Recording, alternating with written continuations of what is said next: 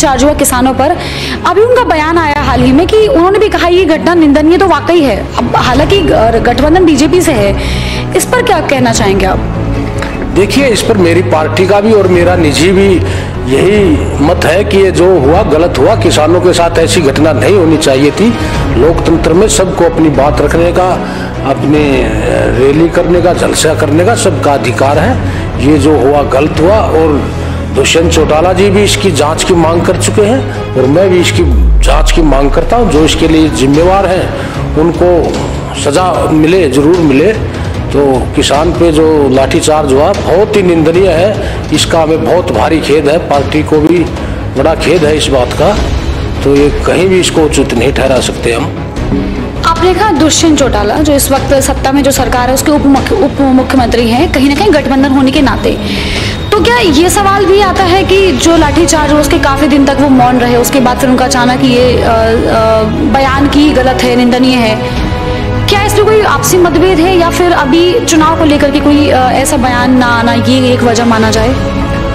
देखिए, बयान तुरंत दिया था। सबसे पहले दिग्विजय जी ने बयान दिया, उसके अगले ही दिन दुष्यंत जी ने दिया और उनका स्पष्ट कहना है कि किसान हित पहले है उनके लिए और कोई भी पद बड़ा नहीं है। सबसे पहले किसानों का हित है उनके लिए, पदों की कोई परवाह नहीं करते। चौधरी देवीलाल के परिवार से हैं। चौधरी देवीलाल ने तो बड़े बड़े पद ठुकराए हैं और समय अगर कोई ऐसी बात हुई जो किसान के हित पर कुठाराघात हुआ तो दुष्यंत चौटाला एक पल नहीं लगाएंगे इस तरह। तो ये उनका मानना है कि भाई हम किसान को न्याय नहीं दिला पाए तो हम पद छोड़ने में कोई देरी नहीं करेंगे। तो ये किसान हित पहले है उनके लिए, कोई सत्ता या तो आनी जानी चीजें होती है। आप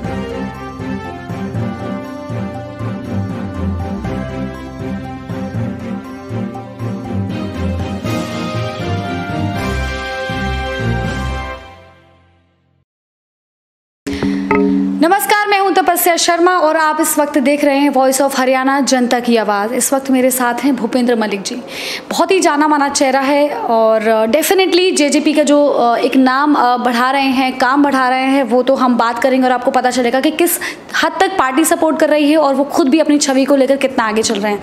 नमस्कार सर, कैसे हैं?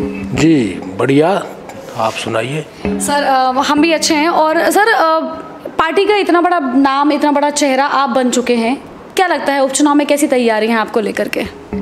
देखिए, अभी तो चुनाव की तारीख है जो आई नहीं है, लेकिन फिर भी हमारी पार्टी ग्राउंड स्तर पर, बूथ स्तर पर काम कर रही है और हमारी पार्टी के सुप्रीमो डॉक्टर अजय सिंह चौटाला जी और हमारे युवा नेता राष्ट्रीय दिग्विजय सिंह चौटाला जी भी निरंतर बड़ौदा हल्का के दौरे कर रहे हैं, जिससे कार्यकर्ताओं में भारी जोश है। हर संडे को डॉक्टर अजय सिंह चौटाला, कभी दिग्विजय चौटाला बराबर हल्के में अपनी पहुंच बनाए हुए हैं।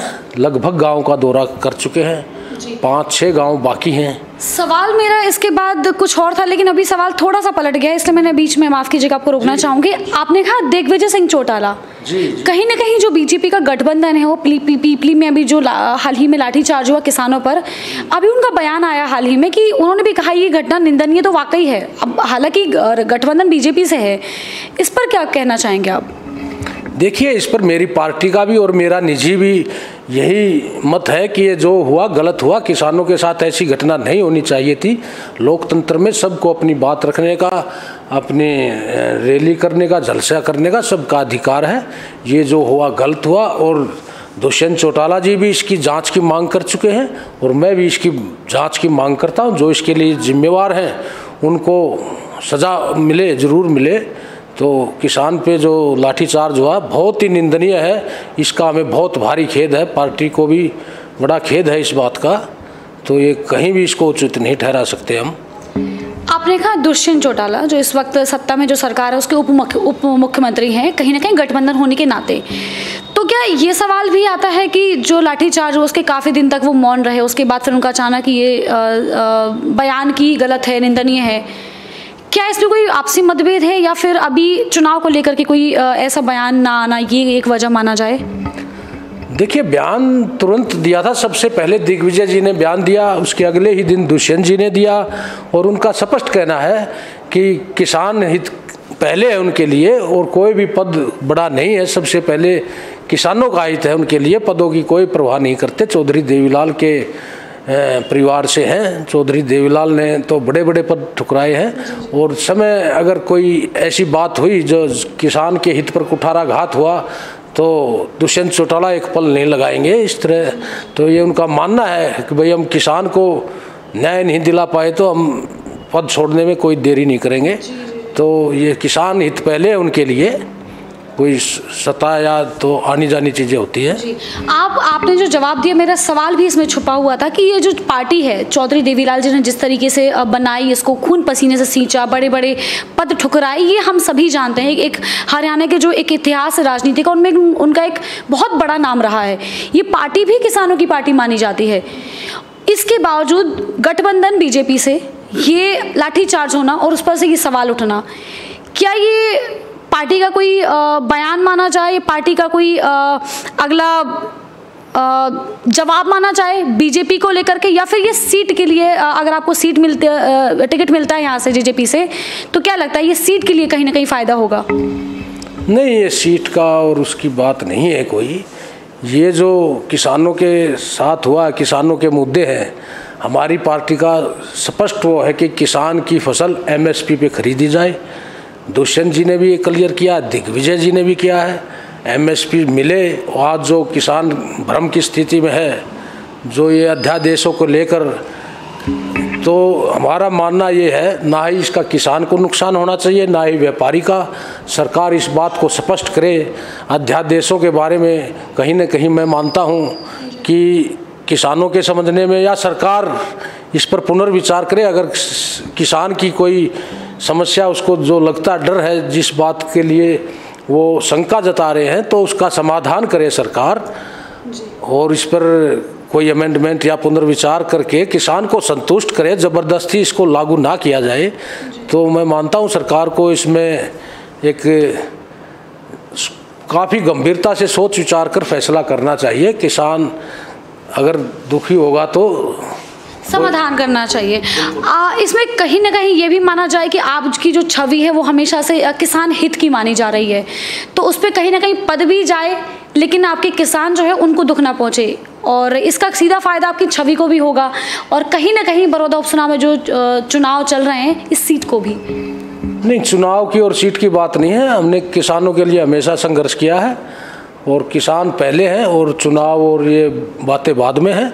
किसान की आवाज़ उठाना हमारा काम है, और जो किसान को के लिए संघर्ष किया हमारी पार्टी ने भी। चौधरी देवीलाल किसानों के मसीहा रहे हैं, जो किसान के लिए उन्होंने किया सब याद करते हैं उन बातों को। और किसान का हित पहला है हमारी पार्टी का। 36 वर्ग के लिए जो चौधरी देवीलाल नीतियाँ लेके आए थे, आज वो पूरे देश में उन्हीं नीतियों पर काम हो रहे हैं। तो चौधरी देवीलाल के आदर्शों पर चलने वाली पार्टी है। अगर किसान को न्याय नहीं दिला पाए दुष्यंत जी, तो वो 1 मिनट भी नहीं लगाएंगे ऐसे उसमें। तो उनका स्पष्ट कहना है दुष्यंत जी का, भाई किसान के अगर हितों की अनदेखी हुई तो हम सत्ता कहीं ना कहीं छोड़ देंगे। हाँ, पद पर नहीं। आपने यहाँ तक बात जब आ गई कि पद भी छोड़ देने की बात है, तो कहीं ना कहीं आपकी छवि बिल्कुल साफ होती है कि आप किसान हित में काम कर रहे हैं। दुष्यंत जी ने खुद कहा है आज, अगर हम किसान को न्याय नहीं दिला पाए तो हमें इन पदों पर बने रहने का कोई हक नहीं है। तो किसान के प्रति वो गंभीरता से, किसान हित के लिए कोई बात थी, किसान के जैसे ट्रैक्टर पर टैक्स लगाया था, संसद में गए थे, इसी तरह कोई किसान के विरुद्ध बात जाएगी तो दुष्यंत चौटाला खुल के मैदान में आएंगे किसान के पक्ष में। जी, इस सब के चलते जो चुनावी हलचल चल रही है बड़ौदा उपचुनाव में सीट में, और ये भी कहा जाता है कि ये सीट जो MLA की सीट हुई वो सीधा मंत्री और फिर शायद मुख्यमंत्री भी। इस चीज़ को कितना किस नज़र से देखना है, कितना महत्वपूर्ण मानते हैं इस सीट को आप जेजेपी के तौर पर भी? देखिए, चुनाव तो पार्टियों के लिए महत्वपूर्ण होते हैं। हार जीत तो सभी को इस पर जीत के लिए अपना काम करते हैं, और ये तो महत्वपूर्ण तो है ही। चुनाव उपचुनाव है, आने वाला जो राजनीतिक किस दिशा में जाएगी हरियाणा की, ये बड़ौदा तय करेगा। तो ये चुनाव कई मायने रखता है। पर। पार्टी के मुद्दे हैं, पार्टी उम्मीद क्या बिल्कुल डेफिनेटली कंफर्म है कि पार्टी तो सपोर्ट करेगी ही। काफ़ी सीटें गठबंधन में भी पार्टी का एक बहुत बड़ा महत्वपूर्ण रहा है साथ बीजेपी के लिए भी।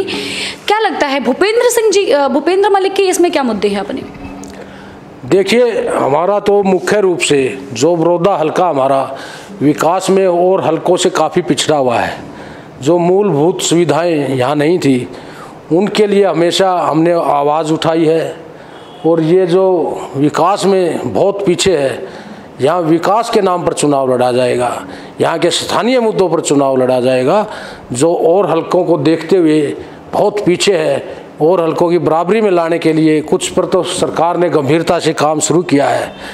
बड़ौदा हल्का में कोई भी सरकारी कॉलेज नहीं था, जैसे पिछले दिनों सरकार ने 2 कॉलेज मंजूर किए हैं। और हमारी मांग है 2 तहसील भी बनाई जाए बड़ौदा हल्का में।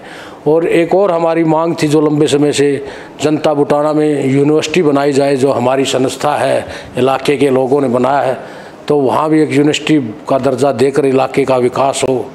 और युवाओं के लिए जो एक बेरोजगारी आज बड़ी समस्या है, कोई रोजगार के साधन उत्पन्न किए जाएं, वो कोई ऐसा उद्योग धंधा स्थापित हो, रोजगार के अवसर पैदा किए जाएं, जिनसे युवा पीढ़ी के सामने जो आज समस्या है। दुष्यंत चौटाला जी जो एक 5 मुद्दों को लेकर सरकार के साथ सहयोग हुआ था कि जो 75% आरक्षण का है, बुढ़ापा पेंशन का है, महिलाओं को आरक्षण का है, ये 5 बातें लेकर जो सरकार से समझौता हुआ था, तो उनको कहीं ना कहीं पूरा करवा रहे हैं।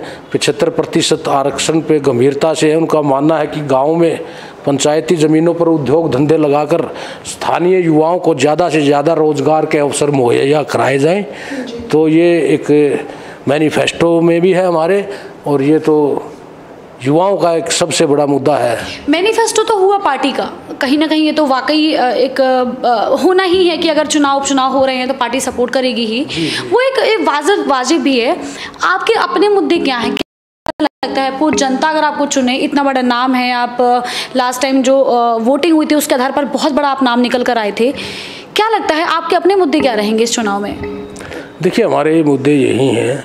एक तो जो साधन, शिक्षा के साधन, स्वास्थ्य के साधन, ये प्राथमिक सुविधाएं हैं, इनकी तो आस की जाती है सरकार से, ये तो होनी चाहिए। उसके साथ साथ जो आज ज़माना एक पढ़ाई के बल पर ही आगे बढ़ा जा सकता है, तो पढ़ाई के साधन हमारे इलाके में हों, विकास की पटड़ी पर हमारा हल्का और हल्कों की बराबरी करे, जो बहुत पीछे चला गया था। और जो हमारी स्थानीय समस्याएं हैं, 5-7 गांव ऐसे हैं जहां हर वर्ष बाढ़ से फसलें तबाह हो जाती हैं। कई गांव ऐसे, जैसे इधर मुडलाना चिडाना, जहां पीने के पानी की बड़ी भारी समस्या है, पशुओं के लिए भी तालाबों में पानी नहीं, उसके लिए भी हमने मांग उठाई है, सरकार को बताया है किस तरीके से हल हो। कई गाँवों में नहरी पानी की बहुत समस्या है, जैसे बुटाना में भी पिछले दिनों एक माइनर की मांग है, उस पर टेंडर वगैरह भी हो गए हैं।